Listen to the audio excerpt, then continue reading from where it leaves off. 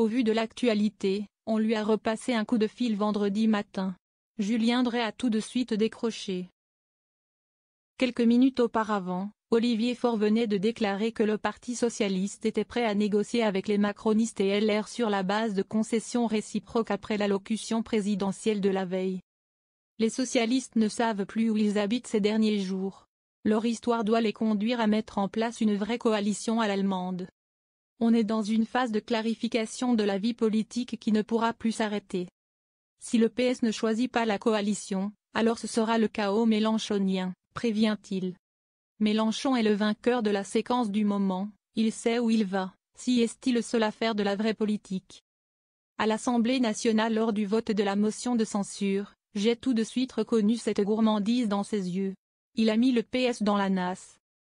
Ça m'a rappelé l'époque de la fédération de l'Essonne, quand j'étais député et lui sénateur. On l'avait déjà rencontré une première fois il y a une dizaine de jours. Cet après-midi-là, déjà, il avait la mine des mauvais jours. L'Assemblée nationale n'avait pas encore signé la mise à mort politique de Michel Barnier, mais le baron noir n'était pas dupe. Son sort est déjà scellé. L'ancien député PS de l'Essonne a beau avoir pris du recul sur la vie politique. Il n'a pu s'empêcher de dérouler une analyse, entre deux gorgées de Coca Zéro, attablée aux Deux Magots, la célèbre brasserie de Saint-Germain-des-Prés. Emmanuel Macron a raté sa dissolution cet été. On sait désormais qu'elle était motivée par un déficit budgétaire explosif. Il a fait une erreur en ne tentant pas un grand compromis républicain et en nommant Bernard Cazeneuve. Désormais, si estime Macron lui-même qui est en première ligne et la pression va être très forte. Il fait face à une équation quasi insoluble. Les années passent mais Juju garde toujours un œil averti sur les arcanes du pouvoir. Il n'est pas tendre avec la nouvelle génération. Genre, c'était mieux avant, le personnel politique actuel est très médiocre. Le fossé s'est creusé durablement depuis l'émergence d'une génération t'es jeune, t'es beau, t'es fort et tu as tout compris. Regard critique sur le PS.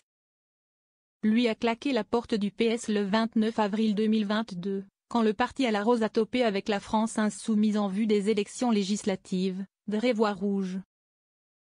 Cette fois, si est-il trop. Il quitte le parti qu'il avait rejoint en 1981. Il en veut au premier secrétaire Olivier Faure qui a mis dans la tête des cadres que sans les voix de Mélenchon, il ne pouvait pas s'en sortir. Il met aussi en garde les voix dissonantes du PS, les Carole Delga, Karim Bouamran ou encore Michael Delafosse. Cette génération d'élus doit prendre ses responsabilités, si elle ne veut pas se retrouver à sauter à la corde face à LFI, dans la future préparation des élections municipales. De toute façon, il n'y aura pas de renaissance d'une grande force de gauche républicaine si elle ne commence pas par dire « Mélenchon, si est-il Mélenchon. Nous, si est-il nous. » Mélenchon, justement. Qui donc connaît mieux l'ancien sénateur de l'Essonne au fond? Entre ces deux-là se joue un air de Je t'aime moi non plus qui dure depuis leur rencontre en 1986, il y a presque 40 ans. Lors des manifestations contre le projet de Devaquet sur la réforme des universités. Une date a fini d'entériner leurs différends, le 7 octobre 2023. En France les condamnations sont quasi unanimes après l'attentat terroriste du Hamas. Sauf du côté du LFI, le parti de Jean-Luc. Les insoumis préfèrent évoquer une offensive armée de forces palestiniennes menée par le Hamas dans un contexte d'intensification de la politique d'occupation israélienne à Gaza, en Cisjordanie et à Jérusalem-Est. En omettant d'utiliser le terme de terroriste. Julien Dray s'étrangle. Mais n'est pas totalement surpris. J'ai observé le l'alanglissement de Mélenchon à partir de 2014, rembobine Dray. Mais le 7 octobre a été tournant. Il se met à la rédaction d'un nouveau livre sorti le 7 novembre 2024.